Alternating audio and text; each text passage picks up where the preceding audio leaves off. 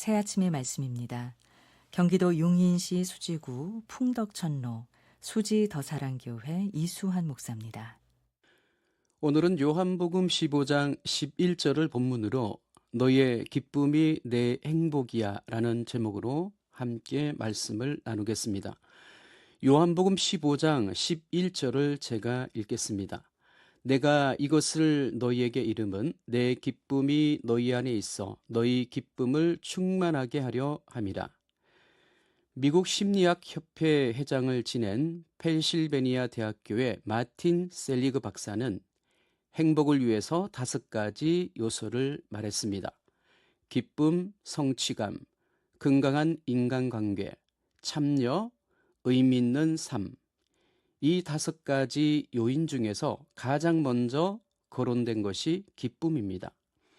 사람은 기쁨이 있어야 행복합니다. 아무리 많은 걸 가졌어도, 은행에 돈이 많아도, 부동산이 많아도, 금괴를 많이 가지고 있어도 기쁨이 없으면 행복할 수 없습니다. 아무리 많이 배웠어도 그 지식은 고민만 더할 뿐 기쁨을 주지 못해 행복을 누릴 수 없습니다. 사람은 누구나 기쁘게 살기를 원합니다. 그렇다고 해서 모두 기쁘게 사는 것은 아닙니다. 지금 시대는 편안하고 편리하게 살고 있습니다. 그런데 어떻습니까? 편리해졌지만, 편안해졌지만 평안하지 못합니다. 기쁨을 찾기 어려운 시대인 것 같습니다. 즐길 것이 많아 재미는 있지만 기쁨을 누리기가 어렵습니다. 처음에 세상을 만드신 하나님은 매일매일 보시기에 좋았더라고 말씀하셨습니다. 그렇게 하루를 마감하셨습니다. 좋았더라고 하신 하나님은 스스로 평가하는 기쁨이 담겨 있습니다. 저녁 잠자리에 들 때 우리가 오늘 참 좋았다, 오늘 참 행복했어, 그렇게 잠든 날이 며칠이나 있습니까? 말씀으로 창조된 세상을 보시곤 하나님은 매일매일 기뻐하셨습니다. 그리고 아담과 하와를 만드시고 하나님은 기뻐서 두 사람을 에덴 동산에 살게 하셨습니다. 그 에덴은 기쁨, 즐거움이라는 뜻입니다. 에덴 동산은 기쁨의 동산이었고 즐거움의 동산이었습니다. 그러나 우리는 에덴 동산의 기쁨을 잘 알지 못합니다. 왜입니까? 죄로 인해 에덴 동산에서 기쁨의 동산에서 처음 사람들이 쫓겨났기 때문입니다. 교회 오면 왜 자꾸 회개라고 하나? 회개야 죄를 지워야 하나님과의 사이가 좋아지고 내가 회복되기 때문입니다. 가정이 회복되기 때문입니다. 나라가 회복되기 때문입니다. 관계가 회복되기 때문입니다. 에덴 동산의 기쁨을 누릴 수 있기 때문입니다. 예수님이 처음 기적을 행하셨던 곳이 가나의 혼인잔치입니다. 예수님이 어머니와 제자들과 함께 참여했던 잔치에 포도주가 떨어졌습니다. 당시 잔치집에 포도주가 떨어졌다라는 것은 보통 일이 아닙니다. 우리나라는 오래전부터 결혼이나 해갑, 칠순잔치 등 손님을 대접할 때 밥과 반찬을 내는 반상보다는 국수, 상차림, 면상을 내놓습니다. 지금도 결혼과 관련해서 언제쯤 국수 먹을 수 있겠니? 드디어 국수를 먹겠구나라는 말을 합니다. 유대인들에게 포도주는 우리의 국수와 같습니다. 혼인잔치에서 포도주가 떨어지면 어떻게 될까요? 신랑 신부는 물론 모인 사람들이 기쁨을 잃게 됩니다. 그런데 포도주가 떨어진 것을 알게 되신 예수님은 6개 돌 항아리에 물을 채우게 하셨습니다. 그 물을 포도주로 바꾸셨습니다. 그때 예수님은 잃어버릴 뻔했던 잔치의 기쁨을 회복시켜 주셨습니다. 예수님을 믿어서 하나님 나라의 백성된 우리입니다. 그러니 기쁨을 회복시켜 주신 예수님을 기억해야 합니다. 기쁨이 가득한 신앙생활을 해야 합니다. 기쁘게 예배해야 합니다. 기쁘게 찬양해야 합니다. 기쁘게 인사하고 기쁘게 섬겨야 합니다. 그리고 그 기쁨을 깨지 말아야 합니다. 여러분은 집에서 아는 대로 느끼는 대로 말합니까? 가정의 화목을 위해서 말하지 않는 것도 참 많습니다. 누군가 참고 있기 때문에 평화로운 겁니다.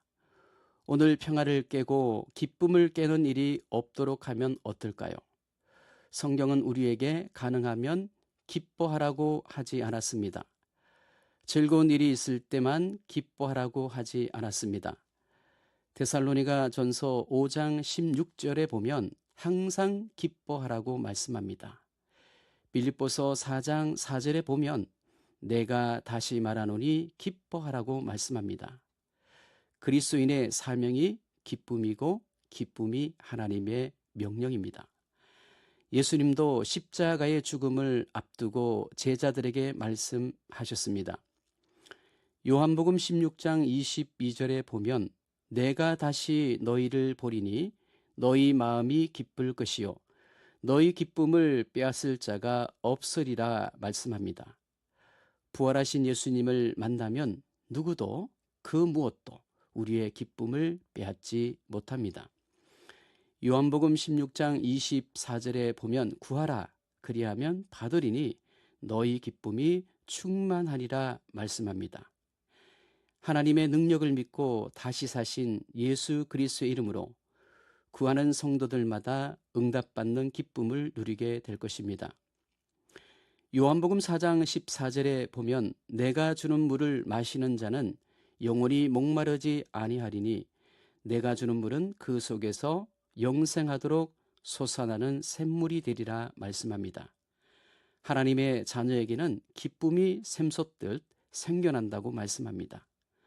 환경 때문에 상황 때문에 기쁜 게 아니라 조건 때문에 기쁜 게 아니라 예수 믿고 구원받았기 때문에 기쁜 것입니다. 영원한 생명이 내 것이기 때문에 기쁜 것입니다. 그 견실한 믿음이 있기 때문에 누리는 기쁨, 그것이 조이입니다.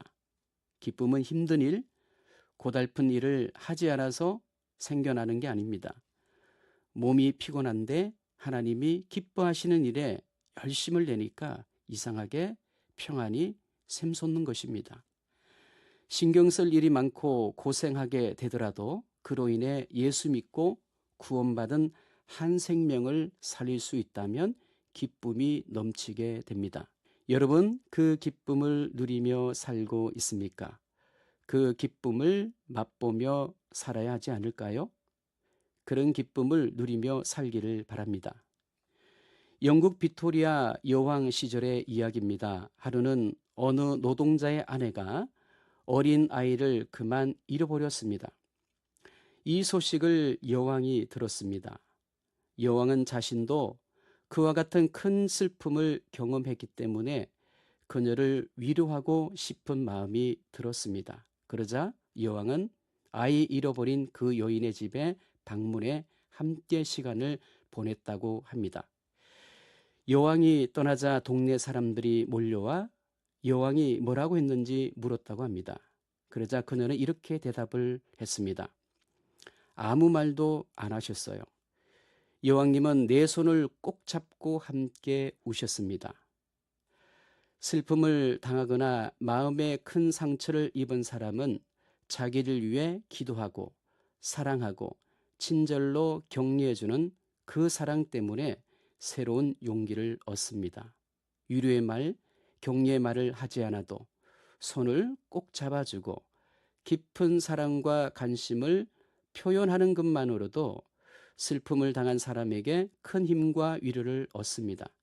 만약 여러분에게도 어려움에 처한 사람을 위로하고 싶다면 그의 손을 따뜻하게 잡아 주어야 합니다.